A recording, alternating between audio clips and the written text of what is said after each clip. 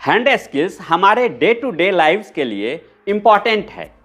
जैसे जैसे आपका बच्चा अपने हाथों से खेलता है, उसके हाथों की स्ट्रेंथ और डेक्स्ट्रिटी डेवलप होती है।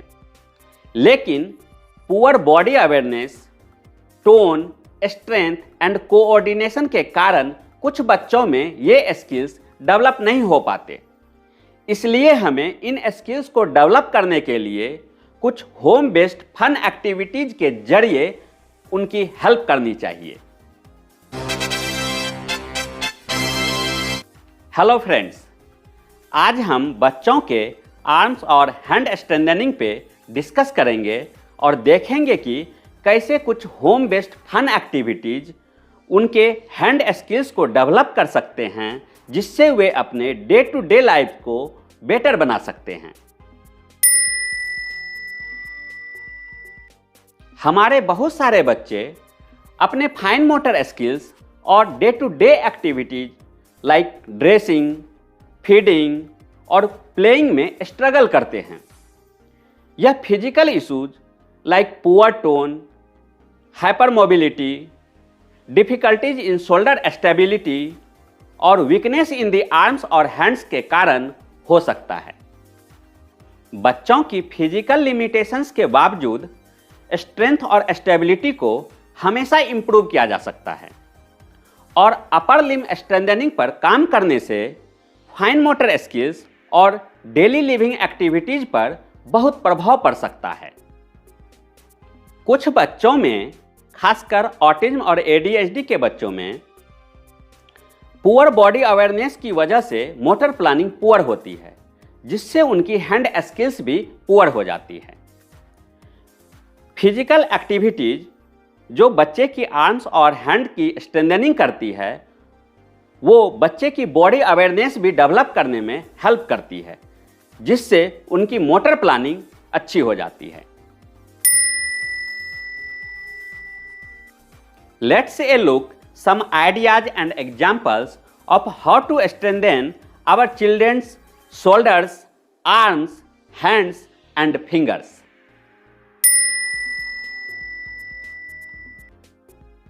इन एक्टिविटीज को करने से पहले बच्चे को प्रिपेयर करना जरूरी है।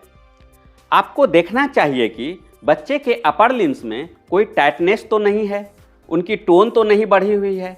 अगर ऐसा है तो आप उसके फिंगर्स, हैंड्स, एल्बो और शोल्डर को स्ट्रेच करें, जिससे उनको इस एक्टिविटी को करने में ज़्यादा से ज़्यादा मूवमेंट मिल सके। To wake up their muscles, आप उनके फिंगर्स, हैंड्स और आर्म्स को स्क्वीज कर सकते हैं। उनके अपर लिम्स के स्किन पर ब्रशिंग कर सकते हैं या बॉडी मसाजर का भी यूज कर सकते हैं। ये एक्टिविटीज उसके अपर लिम्ब की बॉडी अवेयरनेस को बढ़ा देगी, जिससे उन्हें एक्यूरेट एंड इफेक्टिव लर्निंग में हेल्प मिलेगी और वे इस एक्टिविटीज को एंजॉय भी करेंगे। इच एक्टिविटी के लिए बच्चे का लेवल पता करें। मेक श्योर उस लेवल में बच्चा एक्टिविटी को सक्सेसफुली कर पाता है। ये उसे नेक्स्ट लेवल में ले जाने के लिए मोटिवेट करेगा। जब आप बच्चे को नेक्स्ट लेवल की एक्टिविटी करवाते हैं तो उसे हमेशा प्रोत्साहित करें, even for unsuccessful attempt. Remember to praise effort rather than result achieved. इससे बच्चे को प्रयास जारी रखने में मोटिवेशन मिलती है और way even for unsuccessful attempt निराश नहीं होते हैं और अगेन एंड अगेन प्रयास करते हैं।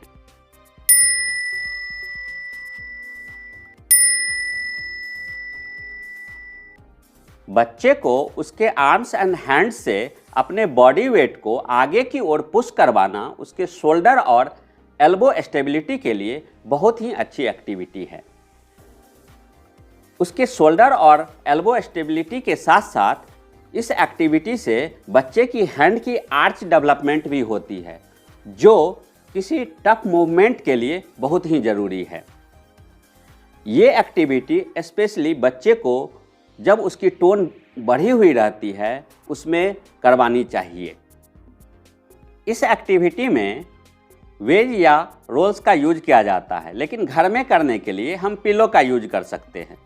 2-3 पिलो ले सकते हैं और पिलो पे बच्चे को अपना चेस्ट रखकर लेटने के लिए बोलेंगे। दिव्यांश, अपने चेस्ट को पिलो पे रखो और लेट जाओ। अब धीरे से अपने हैंड्स पे अपना बॉडी का वेट लो। जब बच्चे अपने हैंड्स पे अपना बॉडी का वेट लेंगे तब उन्हें कुछ दिखा करके ऊपर की ओर देखने के लिए कहेंगे। जैसे दिव्यांश, मिरर में अपना फेस देखो। जब वो अपने हेड को ऊपर की ओर करेंगे तो उसका बॉडी का वेट कंप्लीट हैंड्स पे आ जाएगा। ये इस एक्टिविटी का फर्स्ट स्टेप है। इस एक्टिविटी के सेकेंड लेवल में बच्चे को वन हैंड पे वेट ले करके दूसरे हैंड को ऊपर उठाने के लिए कहेंगे। दिव्यांश, अपने बॉडी का वेट लेफ्ट हैंड पे रखो और राइट हैंड को ऊपर उठाओ। हाँ, इस तरह से अप डाउन करो। अब फिर अपने बॉडी का वेट राइट हैंड पे रखो और लेफ्ट हैंड उठाओ। इस तरह से लेफ्ट हैंड उठाएगा। डाउन। जब बच्चे इस तरह से कर पाएंगे तो उसे कोई एक्टिविटी दे सकते हैं। चलो, अब राइट हैंड से इसको मूव करो। अब राइट हैंड रखो, लेफ्ट हैंड से मूव करो। जब बच्चे वन हैंड से इस एक्टिविटी को करेंगे तो उसकी सारी बॉडी की वेट अदर हैंड पे रहेगी। इस एक्टिविटी के थर्ड लेवल में बच्चे को कुछ ऐसी एक्टिविटी देंगे जिससे वो अपने बॉडी को और अधिक फॉरवर्ड पुश करे, जिससे उसकी बॉडी की वेट उसके हैंड पर अधिक से अधिक आए। दिव्यांश, इस पियानो को राइट हैंड से प्रेस करो। Very good. अब राइट हैंड ऐसे रखो, लेफ्ट हैंड से ट्राई करो। Very good. फिर राइट हैंड से प्रेस करो। जब बच्चे इस तरह से फॉरवर्ड अपने बॉडी को पुश करते हैं तो उसकी वेट हैंड पे जाती है, जिससे शोल्डर और एल्बो की स्टेबिलिटी फर्दर और भी इंक्रीज हो सकती है। हैंड्स एंड नीज एक्टिविटीज में बच्चे को हैंड्स और नीज का पोजीशन एक स्पेसिफिक वे में रखने के लिए कहेंगे।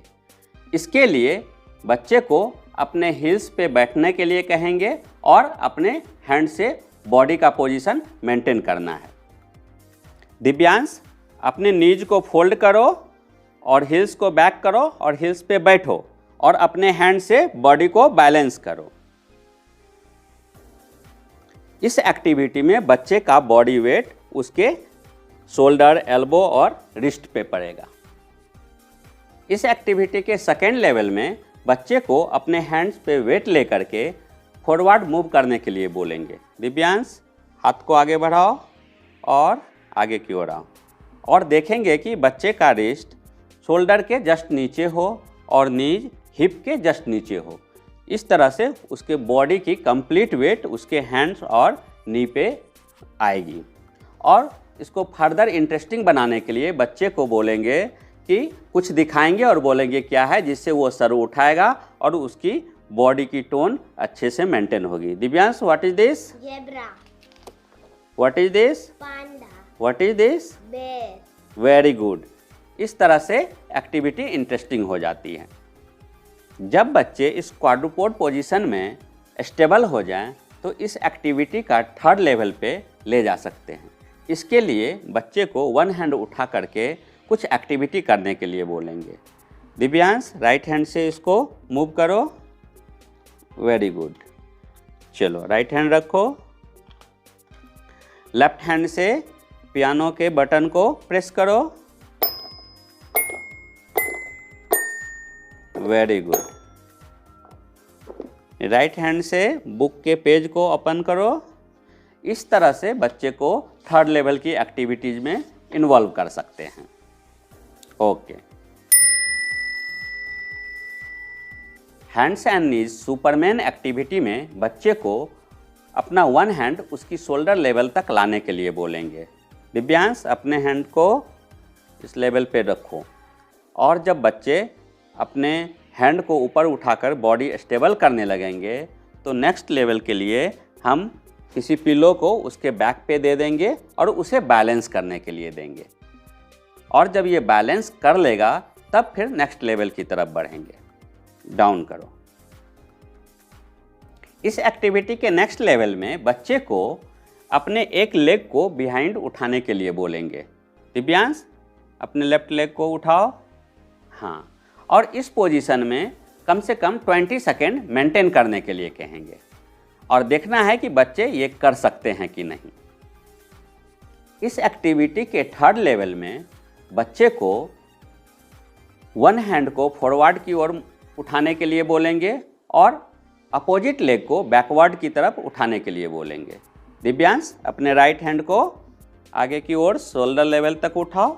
अब लेफ्ट लेग को पीछे की तरफ स्ट्रेट उठाओ और इस पोजीशन में कोशिश करना है बच्चे 20 सेकेंड तक के लिए होल्ड करें और देखेंगे कि बच्चे इस पोजीशन को स्टेबल कर पाते हैं कि नहीं।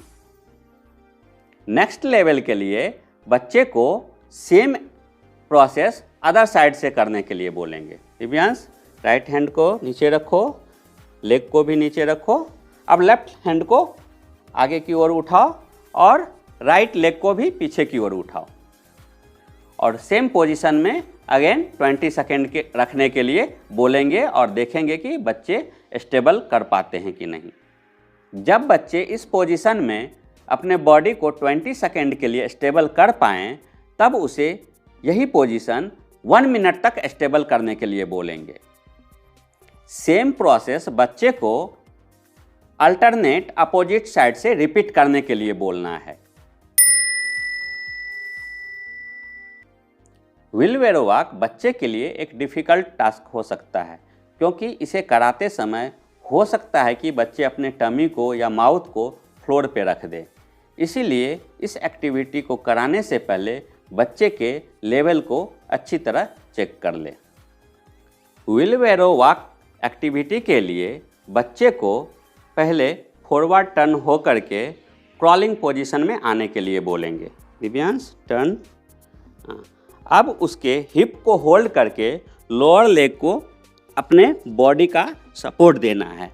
अब बच्चे को अपने हैंड पे वेट ले करके वॉक करने के लिए बोलेंगे। वॉक करो। इस तरह से जब बच्चे इस एक्टिविटी को स्टेबल होकर के कर पाएँ तब हम व्हीलबैरो वॉक के नेक्स्ट लेवल के लिए जा सकते हैं। व्हीलबैरो वॉक के नेक्स्ट लेवल के लिए हमें हिप की जगह नीज को होल्ड करनी है जिससे बॉडी का मैक्सिमम वेट उसके हैंड पे जा सके। चलो अब वॉक करो।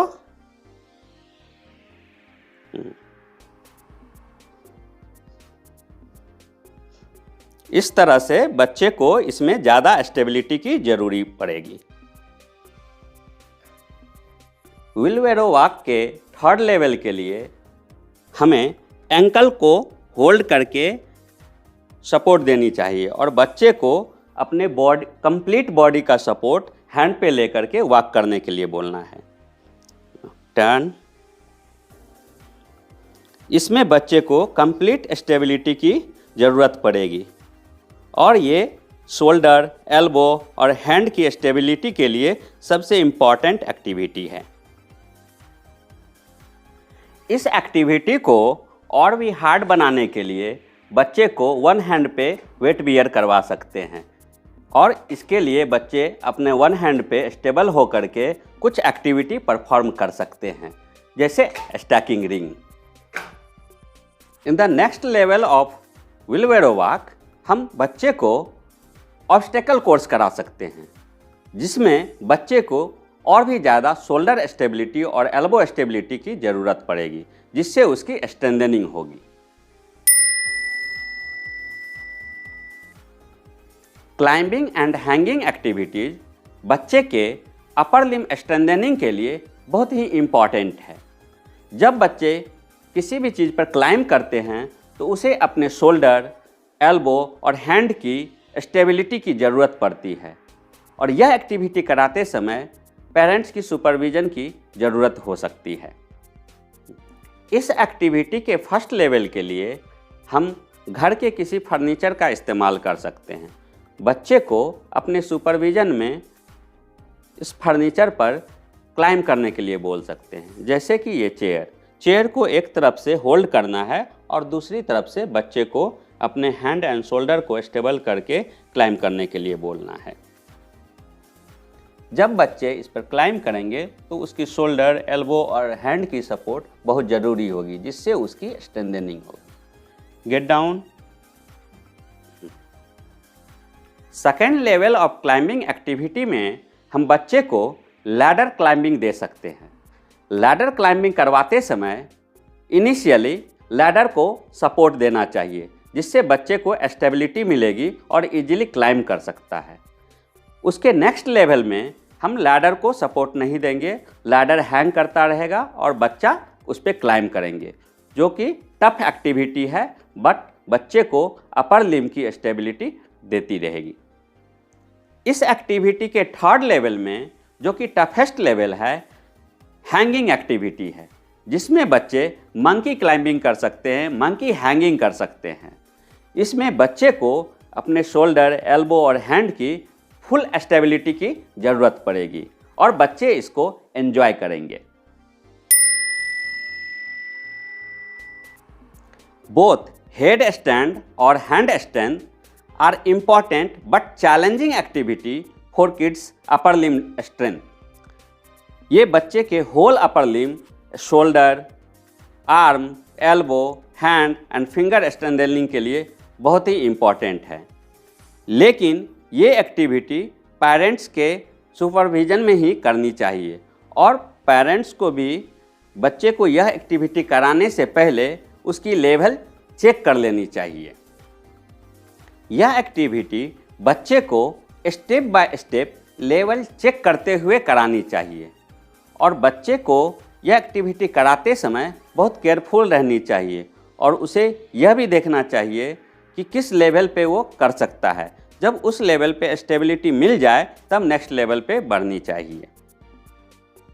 इस एक्टिविटी के लिए छोटे बच्चे को सोफ़ा के हेल्प से या सोफ़ा के बैक रेस्ट का सपोर्ट लेकर के उसके हेड पर और हैंड का सपोर्ट लेकर के उल्टा खड़ा होने के लिए हेल्प करना चाहिए। इस एक्टिविटी को करने के लिए बच्चे को पहले डाउनवर्ड बेंड होने के लिए बोलेंगे, फिर अपने हैंड और एल्बो को फ्लोर से टच करके अपने हेड को फ्लोर पे टच करना है। देन पीछे से अपने बॉडी का सपोर्ट दे करके उसके लेग को उठाना है। दिव्यांश टर्न। अब अपने हैंड और एल्बो को फ्लोर पे टच करो। अब हेड को स्ट्रेट फ्लोर पे टच करो। अब पीछे से पूरा बॉडी का सपोर्ट दे करके इस तरह से स्ट्रेट उठाएंगे। जब बच्चे में स्टेबिलिटी हो जाए, अगर आपको लगे बच्चा स्टेबल है, तब उसे नेक्स्ट लेवल के लिए अपना हैंड उठाने के लिए बोलेंगे। दिव्यांश हेड उठाओ और हैंड पे इस तरह से बच्चे को हैंड पे अपना बॉडी वेट लेने के लिए बोलेंगे। यह एक्टिविटी शोल्डर, एल्बो और रिस्ट स्ट्रेंथनिंग के लिए बहुत ही इम्पॉर्टेंट एक्टिविटी है। फिर इसी तरह से अब हेड को फ्लोर पे टच करो, अब एल्बो को टच करो, अब धीरे धीरे इसको डाउन करेंगे। अब पर उठो। यह एक्टिविटी बहुत ही केयरफुल वे में करवानी चाहिए, जिससे बच्चे को किसी भी तरह की इंजरी नहीं हो। जो बड़े बच्चे हैं, अगर इस तरह से वो अपने बॉडी को स्टेबल कर पाते हैं तो सेम एक्टिविटी वो वॉल का सपोर्ट लेकर के कर सकते हैं। ये उनके लिए बहुत ही हेल्पफुल होगा।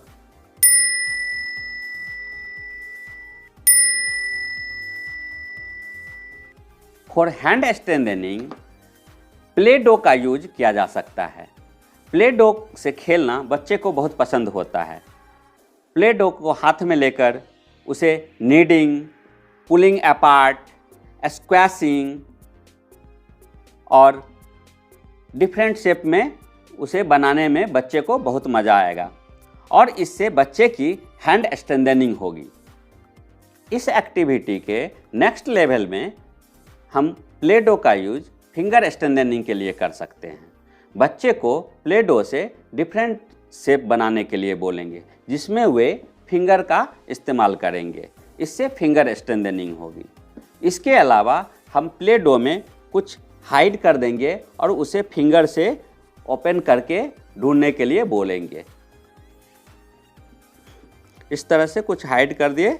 दिव्यांश, ये लो, इसमें देखो क्या है, इसे निकालो और देखो तो क्या है, फाइंड आउट करो। हाँ, रखो यहाँ और देखो क्या है। इस तरह से जब वो अपने फिंगर का इस्तेमाल करेंगे तो उसकी फिंगर की मैनिपुलेशंस डेवलप होगी, जिससे फिंगर स्ट्रेंथनिंग होगी। मिला? हाँ, ठीक है, रखो। बच्चे की हैंड स्ट्रेंथनिंग और फिंगर डेक्स्ट्रिटी डेवलप करने के लिए एक फन एक्टिविटीज़ का होना बहुत ज़रूरी है।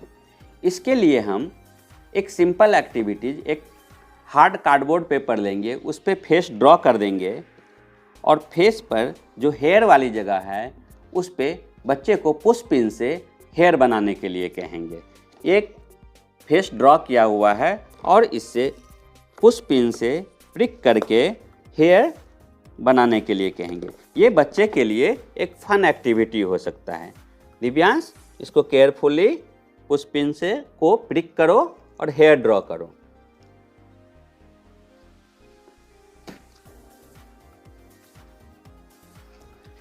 जहाँ जहाँ हेयर है, हेयर वाले स्पेस पे ही पुश पिन लगाना है।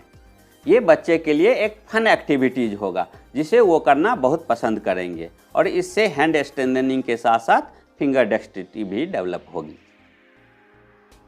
बच्चे की फिंगर स्ट्रेंथनिंग के लिए हम इस एक्टिविटी के सेकेंड लेवल में क्लॉथ क्लिप का यूज कर सकते हैं। बच्चे को क्लॉथ क्लिप देंगे और उसे बोलेंगे कि थ्रेड पर लगाओ, फिर उसे निकालने के लिए बोलेंगे। इससे उसकी फिंगर ग्रिप डेवलप होगी और ये एक्टिविटी इजीली घर में की जा सकती है। क्लॉथ क्लिप प्रेसिंग एक्टिविटी को और भी इंटरेस्टिंग बनाया जा सकता है। हम क्लॉथ क्लिप को डोर हैंडल पे, टेबल के एज पे, किसी यूटेंसिल्स पे लगा देंगे और बच्चे को बोलेंगे कि सारे क्लॉथ क्लिप को निकाल करके कलेक्ट करो। ये बच्चे रोम करेगा, इधर से उधर रोम करेगा और जहाँ जहाँ भी क्लॉथ क्लिप लगा हुआ है उसे निकाल करके रखेगा। इससे उसकी फिंगर डेक्स्ट्रिटी डेवलप होगी, हैंड स्ट्रेंथनिंग होगी और उसके लिए फन भी हो जाएगा। बच्चे की हैंड स्ट्रेंथनिंग के लिए किचन में प्रयोग की जाने वाली चीज़ों का इस्तेमाल किया जा सकता है, जैसे टोंग। दिव्यांश, ये टोंग लो और 1 बाय 1 इसे उठा करके बास्केट में रखो। ये बच्चे को बहुत ही पसंद भी आएगा और इससे उसकी हैंड स्ट्रेंथनिंग होगी। बार बार उसे प्रेस करने और फिर रिलीज करने से हैंड की मैनिपुलेशंस भी डेवलप होगी। जब बच्चे को सॉफ्ट चीज़ें जैसे सॉक्स को उठाने की प्रैक्टिस हो जाए तो फिर टोंग से नीचे पड़ी हुई पेपर पीसेज और स्मॉल चीज़ उठाने का प्रैक्टिस करवाना चाहिए। इससे बच्चे की स्किल डेवलप होगी। इस एक्टिविटी के थर्ड लेवल में फिंगर स्ट्रेंथनिंग के लिए टोंग्स की जगह ट्विजर दे सकते हैं और ट्विजर से बच्चे को स्मॉल चीज़ पिक करके बॉक्स में रखने के लिए बोलेंगे। इसके लिए हम आलमंड ले सकते हैं, पास्ता ले सकते हैं। दिव्यांश, ट्विजर से आलमंड को उस कप में रखो। जब बच्चे अपने फिंगर से ट्विजर को पकड़ेंगे तो उसकी इन हैंड मैनिपुलेशंस डेवलप होगी, फिंगर की स्ट्रेंथनिंग होगी। पास्ता भी रखो। वेरी गुड, अच्छे से पकड़ो। इस तरह से बच्चे की फिंगर स्ट्रेंथनिंग डेवलप होगी।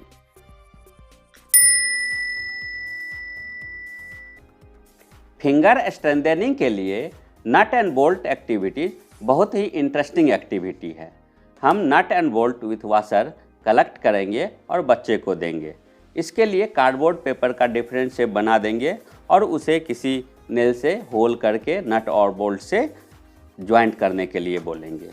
इस तरह से पेपर लेंगे, कुछ उसका शेप बना देंगे, फिर उसे नेल से होल करेंगे और बच्चे को भी दिखाना है इस तरह से।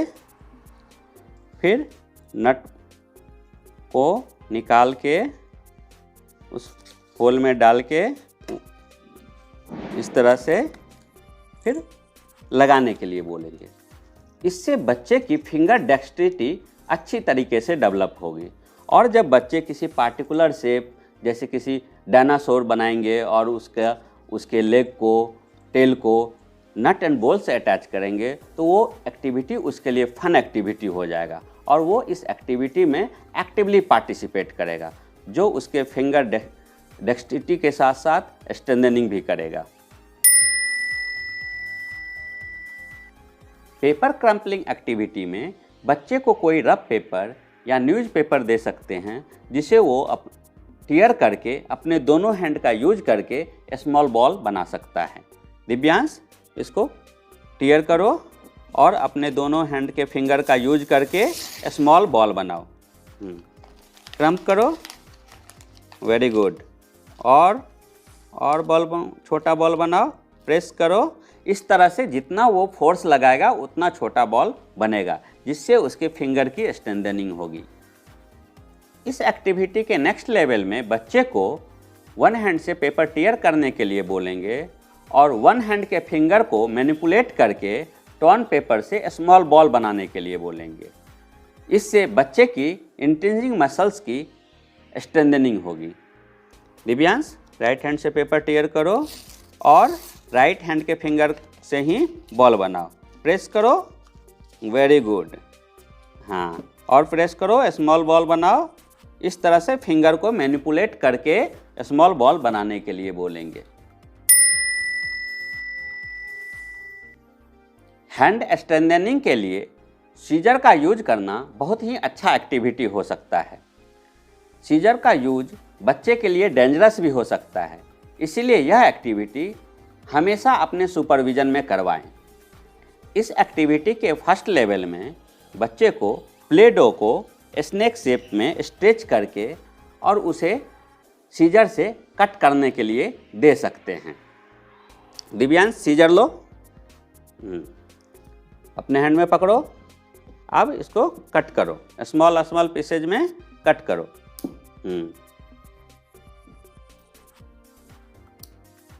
Very good.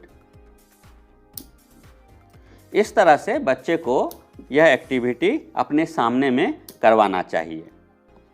जब बच्चे की सीजर होल्डिंग एबिलिटी डेवलप हो जाए तब बच्चे को कार्डबोर्ड पेपर पे स्ट्रेट लाइन बना करके उसे कट करने के लिए देनी चाहिए। दिव्यांश, इसे कट करो। और जब बच्चे स्ट्रेट लाइन पर कट करना सीख जाए तो कार्डबोर्ड पेपर पे डिफरेंट शेप बना करके हम उसे प्रैक्टिस करने के लिए दे सकते हैं। इससे बच्चे की हैंड स्किल्स और भी ज़्यादा डेवलप हो जाएगी। जब बच्चे की कार्डबोर्ड पेपर पे डिफरेंट शेप को कट करने की एबिलिटी डेवलप हो जाए तो कार्डबोर्ड पेपर को फोल्ड करके फिर से उसे सीजर से कट करने के लिए देंगे। इससे उसकी हैंड की स्ट्रेंथ डेवलप होगी। दिव्यांश, अब कट करो। जब 2 फोल्ड 3 फोल्ड कार्डबोर्ड पेपर होगी तो उसे ज़्यादा स्ट्रेंथ लगानी पड़ेगी। Shoulder and hand strengthening activities बच्चे की हैंड स्किल्स डेवलप करने के साथ साथ उन्हें प्रोप्रियोसेप्टिव स्टिमुलेशन देती है, जिससे उन्हें कामिंग सेंसेशन मिलती है। इसके अलावा जब बच्चे अपने हैंड से डे टू डे एक्टिविटीज करते हैं तो वो मोर कॉन्फिडेंट फील करते हैं और हमेशा सोशल इंटरेक्शन के लिए रेडी रहते हैं। Thank you.